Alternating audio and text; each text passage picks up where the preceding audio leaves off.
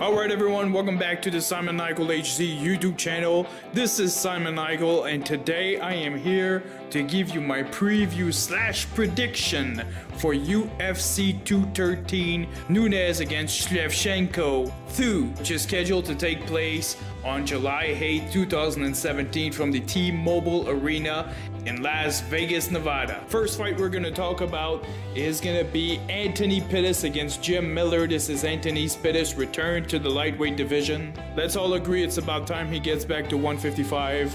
Jim Miller, no doubt about it, the perfect man to welcome Pettis back to 155. In this fight, I'm gonna have to go with Anthony Pettis. Hopefully he can find his niche back at 155 and perhaps get back the championship he held several years ago. Then we move on to the heavyweight division with Fabricio Werdum against Alistair Overeem. Both men suffered a loss to the UFC heavyweight champion Stipe Miocic last year. In this fight, I'm gonna have to go with Fabricio Werdum. I definitely feel like Werdum was very excited when he fought Miocic. It was in his home country of Brazil, and I definitely think the pressure got to him. With that being said, I am hoping that Fabricio Werdum is gonna prevail in this fight and hopefully be next in line for a UFC heavyweight championship shot.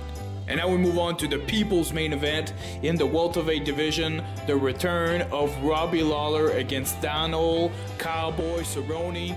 This fight, a lot of people have been wanting to see this fight. I believe this is the very first fight for Robbie Lawler since losing the UFC welterweight championship. It's interesting how they keep saying that George St-Pierre is going to return at the end of the year and face whoever is the champion at 170. If you ask me, this should be the fight to determine who is going to be next in line for the UFC welterweight championship. And George St-Pierre, as much as I love him, should take a backseat. With that being said, my prediction for this one, it might shock several people. I am going to go and pull for Donald Cowboy Cerrone, just based on the fact that Donald Cowboy Cerrone has been a lot more active than Robbie Lawler has. Next, move on to the co-main event of the evening in the middleweight division.